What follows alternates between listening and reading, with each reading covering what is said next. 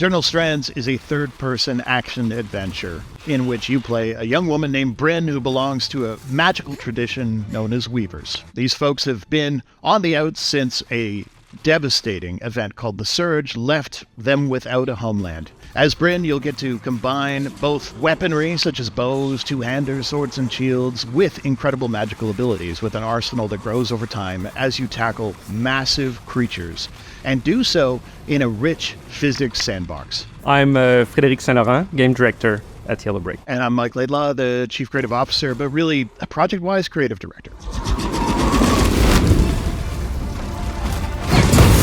The four of us that co-founded the company had sort of some shared interests, I would say. All of those kind of games that make you feel very much like you are a fantasy superhero in a way, right? Where you're going up against these titanic creatures. And that was kind of the idea, was this shared passion for something like that. I've been fascinated by physics-based game for a very long time. Like I like kind of the toyish aspect of them. Like sometimes ridiculous, sometimes like very inventive. One thing I wanted to pull off with this one was trying to push the physics gameplay into more of an action adventure and how to apply that to combat. With the angle of trying to bring physicality to the power, not just a bunch of ethics. It's been really driving the design of every one of the powers.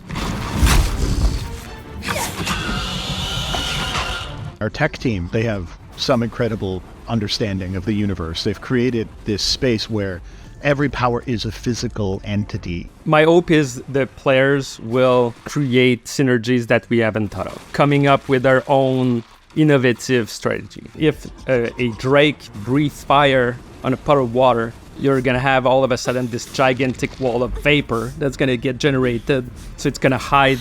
You'll be able to hide inside it from the drake because it'll lose line of sight with you. And I think, honestly, a lot of our philosophy comes down to, boy, it'd be really cool if it weren't always the same fight. They appear in different levels. They appear in different level conditions. Is it cold? Is it hot? And where did I first meet them? Because they wander the levels, right? All of those things create emergent variety. And to us, that emergent variety is a big part of sort of our boss design philosophy. They're not just in an arena.